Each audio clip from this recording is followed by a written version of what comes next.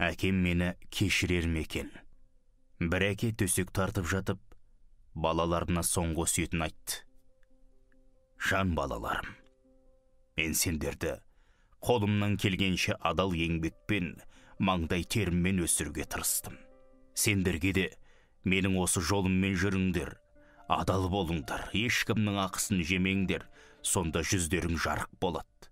Сол кезде ұлдарының бірі тұрып: әкешім, біз әлбетте сізді өте құрметтейміз, бірақ сіз адал болам деп жүріп, өлер кезіңізде артыңызға көк тиынды қалдыра алмай бара жатырсыз. Ал сіз үнемі жемқор, ішкіш, жегіш деп айтатын адамдар ұлдары мен қыздарын үлдемен бүлдеге орап қойған. Ал біз өмір бойы мына тар үйден шыға алмай келеміз. Осы ма адалдықтың ақыры? Енді бізге де соны үйретіп жатырсыз. Рұқсат етсеңіз, біз енді өміріміздің жоспарын өзіміз жасайық. Бізді дұрыс түсініңіз. Онсыз да қиналып жатқан әкеге бұл сөздер оңай тиген жоқ. Сонша жыл бағып қаққан перзентінен осындай сөз естейім деп ойлаған да жоқ еді. Жүрегінің әр жерінен шым-шым етіп шаншып жатқанын ғана сезді. Көп кешікпей Асқар Тәуеке мәңгілікке көз жұмып, алыс сапарға аттанып кетті. Қазаның арты күтілді, ас берілді, баяғы қоңыр күндер өз кезегімен өте берді. 3 жылдан кейін әлгі баласы үлкен компаниялардың біріне жұмысқа орналасу үшін келді. Комиссия мүшелері әр кандидатпен жеке-жеке сөйлесіп, сынақтан өткізіп жатты. Кезек келгенде ол өзін таныстыра бастады. Әкесінің кім екенін айтқанда, комиссия төрағасы бір түрлі күй кешіп, түрі өзгеріп, кандидаттың сөзін бөліп жіберді. Сонда сіздің әкеңіз менің бұрынғы бастығым болғаны ғой. Комиссия төрағасы қасындағы әріптестеріне қарап: құрметті әріптестер, бұл кісінің әкесіне мен қарыздармын.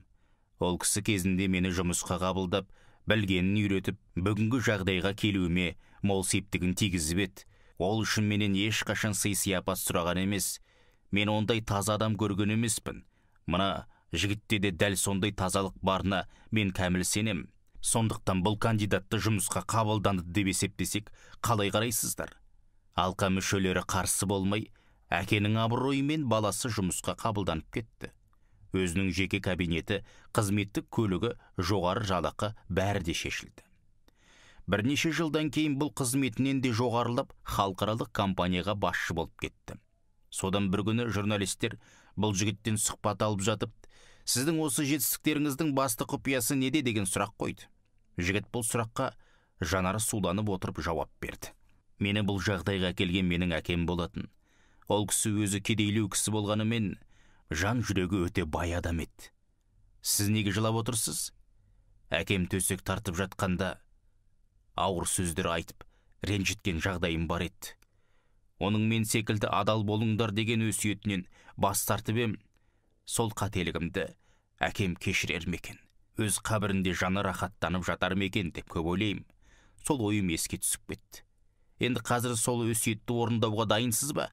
Әлбетте дайынмын. Қазір мен үшін әкемнен абыройлы ешкім жоқ. Ол кісі мен үшін Құдайдан кейінгі екінші адам болып саналады. Сосын біраз ойланып отырды да сөзін былай деп түйіндеді: адамның өзіне жақсы атақ жасауы оңай шаруа емес екен. Ондай ат тым кешігіп келеді. Бірақ ондай жақсы ат сен өлсең де өлмей артыңда мәңгілікке қалады екен. Әділдік, адалдықпен, Құдайдан қорқып, халқын сыйлап өмір сүрген адамда мал байлығы болмаса да, жан байлығы молынан болады екен. Соған көзім анық жетеді. Перзенттерімізге жақсы мұра қалдырайық ағайын.